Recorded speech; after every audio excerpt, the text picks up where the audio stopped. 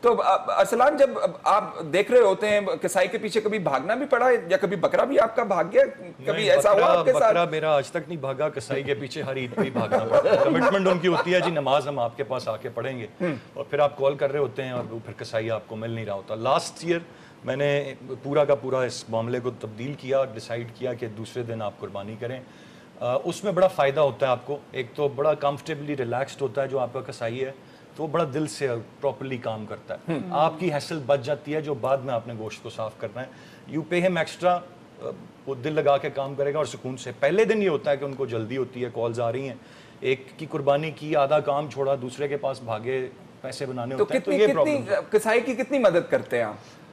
نہیں، کسائی کے بعد میرا کام مدد کا۔ اچھا، کسائی کے بعد آپ نے کبھی حصہ نہیں لیا جب قربانی دی جا رہی ہوتی ہے؟ چھوٹی موٹی ذبح کیا جا رہا وہ تو ہوتا ہے، میں کر دیتا ہوں، پانی چاہیے یہ لے آئیں، وہ باقی سارا کام وہ کرتے ہیں، پھر اٹھا کے گوشت کے چننے۔ ذبح کرتے ہوئے بہت دفعہ ہمیشہ آپ نے کی کبھی ہیلپ؟ اگر کوئی گائے وائے سے پالا پڑا ہو آپ کا؟ نہیں، آپ نے اس کو پکڑا ہوا ہے جانور کو تو، اور وہ پھر آپ چھری آپ پکڑے اور بسم اللہ اللہ اکبر کھڑا۔